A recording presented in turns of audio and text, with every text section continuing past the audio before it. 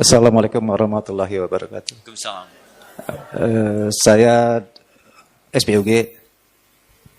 Baru semalam saya dapat kasus seorang ibu datang dengan kehamilan kira-kira 4-5 bulan.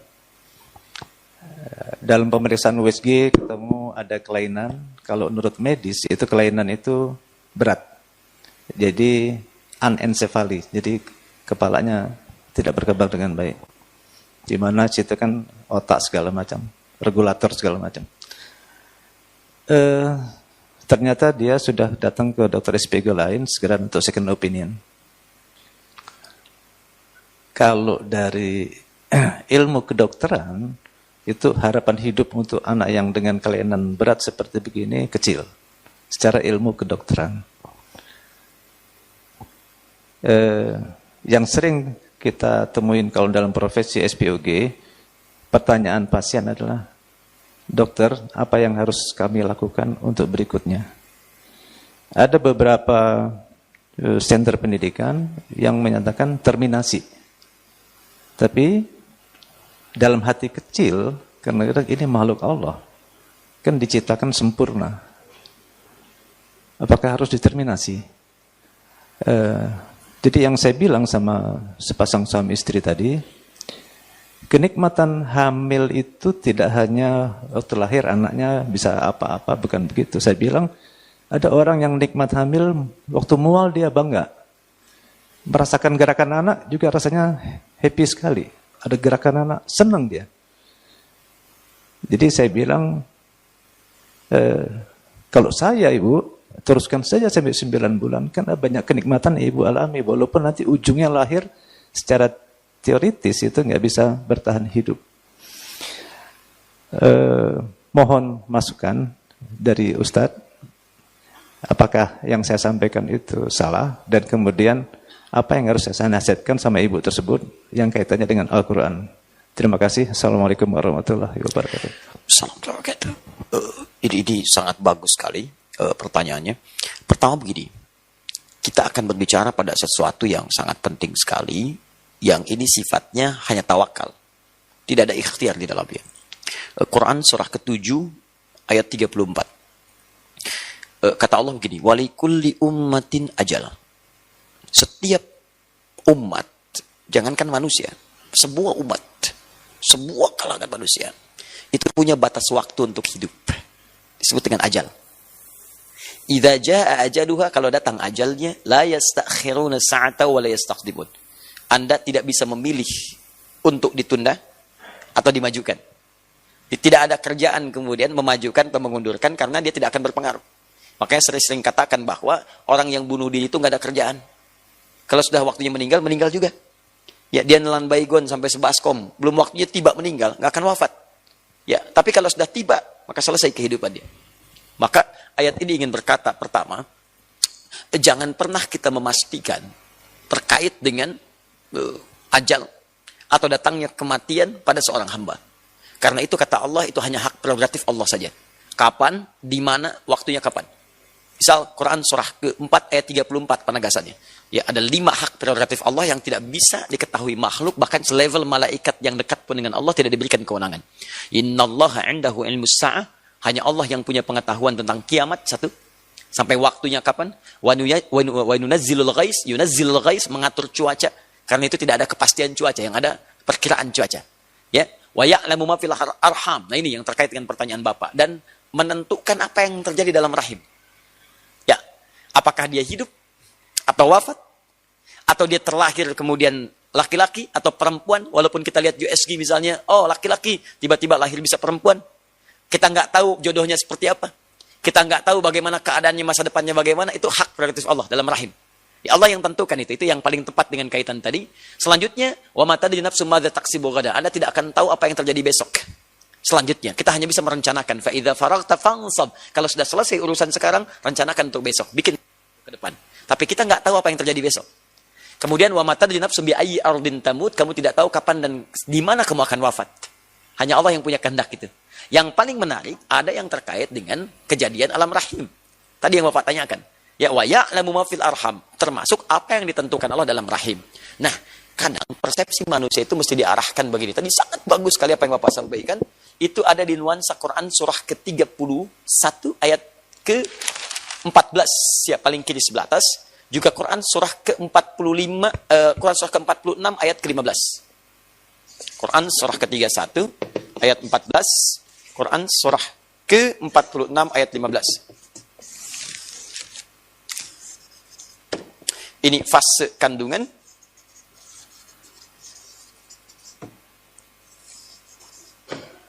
Prosesnya tadi yang Quran surah ke-22 ayat ke-5, termasuk di Quran surah ke-23 ayat 11 sampai 13 tadi. Saya mau fokuskan ke sini dulu. Allah memberikan apresiasi tinggi dan nilai yang sangat dahsyat bagi perempuan yang sedang mengandung. Dan itu langsung dinilai sebagai perjuangan seorang ibu pada puncak jihad fisabilillahnya. Dia sedang berjihad. Ibu yang mengandung itu nggak sembarangan, dia sedang berjihad. Bahkan ketika seorang anak pun sudah tumbuh, kata Allah kalau dia ada persoalan dengan orang tuanya, maka dia mesti ingat bagaimana ibunya berjuang ketika mengandungnya. Saking tingginya Allah mengapresiasi proses kehamilan itu. Kata Allah, wa wassaynal insana biwalidayhi, Quran surah ke-31 ayat 14. Ya, saya wasiatkan kepada setiap anak untuk berbakti kepada orang tuanya. Ketika bakti itu disebutkan, ibunya lebih duluan. Perhatikan kalimatnya. Hamalathu ummuhu wahnan ala wahdin. Kamu mesti ingat, ketika seorang ibu itu mengandung, dia berjuang dengan perjuangan yang sangat luar biasa. Tidak mudah dia berjuang dengan itu semua. Bahkan kemudian di Quran surah 46 ayat 15 disebutkan, hamalathu kurhan. Dalam keadaan yang sangat kadang-kadang tidak mudah. Ada rasa sakit, ada nggak enak, ada mual, ada macam-macam. Apresiasi pertama kata Allah, bagi seorang yang sedang mengandung, ketika merasakan semua proses itu, maka supaya meringankan proses yang dia lalui, rasa beratnya, rasa macam-macamnya, Allah berikan sebuah hadiah. Kata Allah, kamu sedang berjihad yang pahalanya luar biasa besarnya. Tuh, satu. Jihad itu kan kalau dikerjakan, maaf, kalau dia lulus, dia mujahid. Kalau wafat, dia syahid. Pahalanya langsung surga. Maka motivasi pertama para SPOG kepada perempuan yang sedang mengandung, ketika sampai dia datang, supaya memberikan ketenangan pada kandungannya, ketenangan pada jiwanya, sampaikan, Bu, selamat ya, ibu bukan sekedar mengandung, tapi sekarang ibu sedang berjihad, yang statusnya sangat luar biasa. Kalau ibu berjuang, ibu jadi mujahid, pahalanya luar biasa besar. Mana Pak? Sampaikan. Sebenarnya Bapak Ustadz apa dokter sih? Nih, misalnya, dorong. Ya, jadi ketika Anda sampaikan si ibu itu dengan status yang indah, Anda sedang berjuang, Anda sedang berjihad, Anda sedang macam-macam dan sebagainya, maka minimal akan memberikan ketenangan kepada jiwa.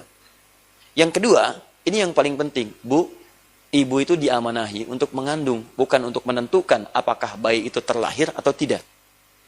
Untuk menentukan apakah bayi itu hidup atau tidak. Hidup atau wafat itu urusan Allah. Yang penting ibu nikmati kandungan ibu sekarang, ibu nikmati proses ibu sekarang sedang berjuang, dalam kehamilan ibu sekarang, adapun ketentuan hidup dan tidak, dokter pun tidak bisa menentukan. Itu urusan Allah Subhanahu wa Ta'ala. Bagian yang pertama. Jadi, motivasi Al-Quran kepada para SPOG, muslim, dokter-dokter muslim dan sebagainya, adalah berikan dorongan, semangat, motivasi, supaya kehamilan itu dinikmati, seperti apa yang tadi Bapak sampaikan. Itu rangkuman paling indah dari keterangan ayat Quran yang disampaikan. Berikan motivasi dulu. Jangan arahkan kepada apakah hidup atau wafat. Itu kita bisa menganalisis saja. Mungkin acuannya kedokteran seperti itu. Tapi kan puncak wafatnya itu bukan urusan kita. Ya, puncak hidup dan wafat itu urusan Allah. Kita nggak punya kuasa di situ. Maka yang perlu dilakukan adalah ikhtiar. Dorong semaksimal mungkin, silakan. Kecuali kalau keadaan kandungan itu bisa membahayakan bagi, maaf, ibu yang mengandung. Ya, janinnya bermasalah misalnya. Ya, bermasalahnya luar biasa. Dan itu misalnya belum ada roh. Ya, belum ada rohnya. Kalau belum ada rohnya, itu bisa dilakukan tindakan. Dengan mengeluarkan misalnya, ya janin dimaksudkan, itu diperkenankan sepanjang itu diduga mengancam nyawa ibu yang mengandungnya. Atau yang kedua, banyak pilihannya. Ketika dalam kandungannya luar biasa dahsyat, kemudian terjadi misalnya pendarahan hebat, misal kasusnya, bisa mengancam kepada nyawa ibunya. Maka dalam fikih ada pilihan, apakah yang dipilih ibunya atau anaknya. Ya, maka dalam fikih prioritas itu yang dipilih ibunya. Ibunya yang dipilih. Walaupun anaknya kemudian mesti keluar misalnya, dalam keadaan demikian, tiba pada ajalnya. Karena ajal itu bukan urusan kita. Kalau Allah berkehendak dia lahir dengan selamat, bahkan bisa terjadi anaknya selamat, ibunya meninggal. Bisa terjadi. Kita tidak bisa mengatur. Yang kita tentukan, lahir nih, ya ibu bisa wafat nih, atau anak selamat. Tapi ternyata kejadiannya terbalik. Anaknya wafat, ibunya selamat. Mungkin terjadi.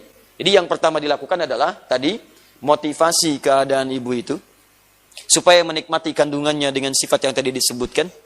Yang kedua, para dokter tidak mengurangi ikhtiarnya untuk memberikan ikhtiar yang terbaik, menjaga nilai kandungan itu. Yang ketiga, ada amalan dalam Quran. Untuk memberikan dorongan supaya janin itu berada dalam kondisi yang tetap mendapatkan perlindungan dari Allah Subhanahu wa taala. Apa amalan-amalannya? Ini yang mau saya turunkan. Satu. Ini untuk menjaga janin dalam keadaan yang terbaik.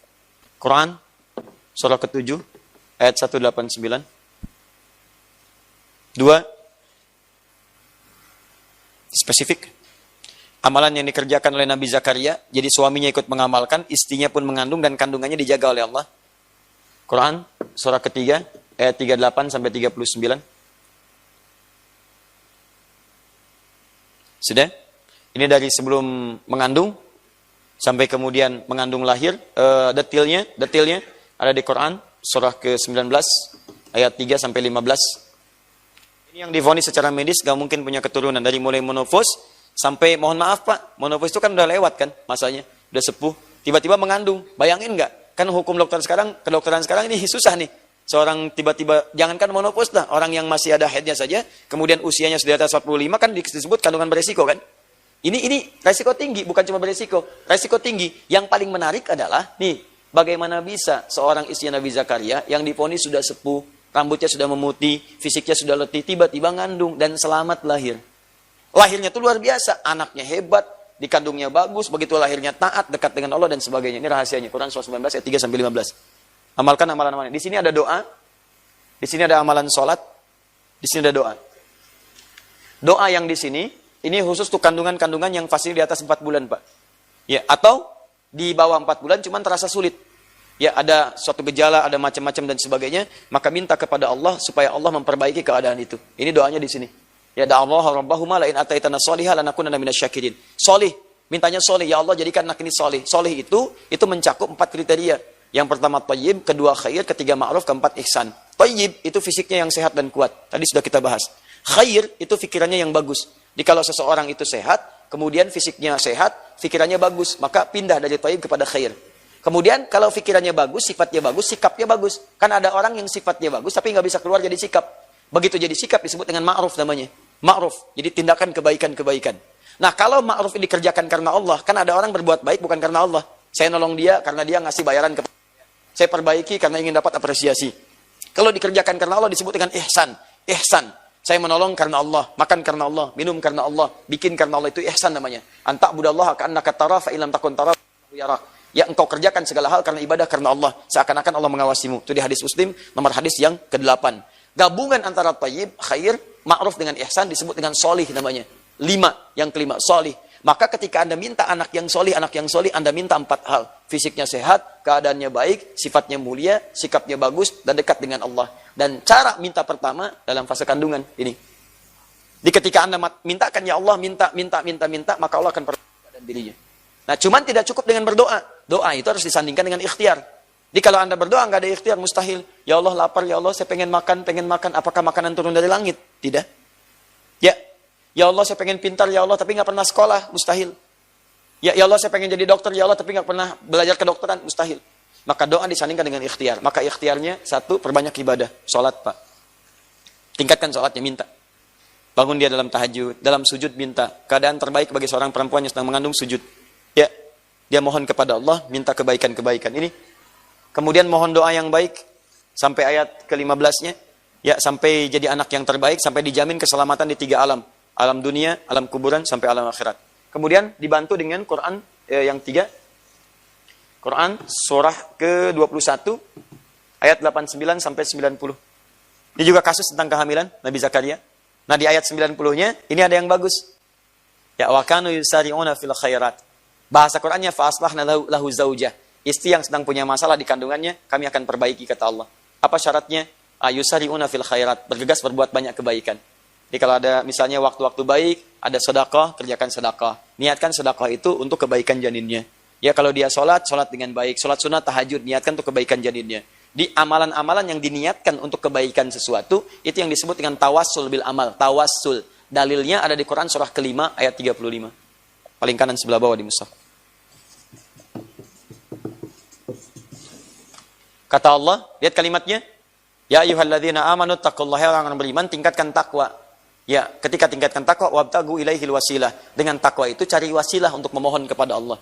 Jadi kalau ada penyakit-penyakit yang parah, sesuatu yang mustahil, maka kata Allah, kalau dokter sudah mengatakan nggak bisa, yang lain mustahil, maka langsung bersandar kepada Allah, sang pemilik segala keputusan yang tidak punya batasan. Caranya bagaimana? Gunakan wasilah takwa. Takwa itu sifatnya ibadah.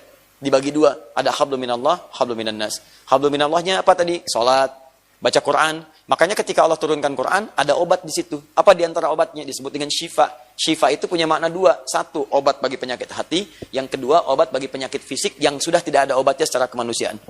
Di dunia medis. Itu sudah nggak ada, maka syifa namanya. Di mana Ustaz dalilnya? Quran surah ke-17 ayat 82.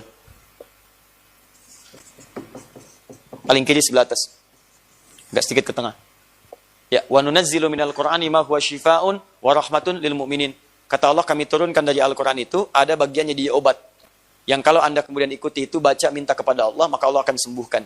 Nah, di mana di antara contohnya? Contohnya di Al-Fatihah. Ada Al-Fatihah itu bagian dari obat, disebut dengan asyifa. Ya, apa contoh kasusnya? Dulu di waktu zaman Nabi, ada kepala suku di Arab, yaitu tersengat kalajengking. Kalajengking Arab, Anda bayangkan. Ya, begitu menyengat, racun udah menyebar. Nah, udah menyebar semuanya, semua udah give up tuh. Gak bisa nih, gak bisa. Sudah sekarat. Tiba-tiba mereka mencari orang-orang, datang ke kumpulan para sahabat. Ya, ditanya siapa yang bisa menyembuhkan. Satu orang angkat tangan, dia mengatakan, insya Allah kalau Allah mengizinkan. Bukan saya menyembuhkan, kalau Allah mengizinkan. Makanya adab dokter muslim itu jangan sampai punya suara, ini saya pasti sembuh, ini pasti sembuh. Tidak. Katakan Allah yang menyembuhkan. Saya cuma wasilah saja. Kalau Allah berkehendak, insya Allah disembuhkan. Maka ketika dia datang, dia bacakan Al-Fatihah. Cuma sekali baca, Pak. Sekali baca, nggak pakai apa-apa. Dibacakan sekali, tiba-tiba racunnya keluar, sehat lagi. Diberi hadiah kambing. Takut gratifikasi. Ya, gratifikasi dari ayat gitu kan. Laporkan kepada Nabi, ya Rasulullah, saya ini ada begini kejadian, dikasih hadiah kambing, ini gratifikasi bukan? Kata Nabi, bukan. Tahu dari mana kamu kalau itu bisa menyembuhkan dengan izin Allah? Ayo kita bagi-bagi kambingnya, ayo nikmati bersama sebagai syukur kepada Allah Subhanahu wa taala. Nah, tapi persoalannya, apakah setiap yang baca Al-Fatihah bisa sembuh? Belum tentu. Ada yang baca 1000 kali nambah penyakit. Ya kan? Nah, apa penyebab utamanya? Penyebabnya adalah bangun kedekatan dengan Allah bagi pasien yang dimaksudkan. Itu dulu. Kalau pasien sudah punya hubungan kuat dengan Allah, maka ketawakalannya akan memuncak dan dia sudah bukan tidak peduli, sudah akan menyerahkan sepenuhnya apa yang dikandungnya pada ketetapan Allah Subhanahu wa taala. Begitu muncul titik nol ini, disitulah kemudian rahmat Allah akan diturunkan.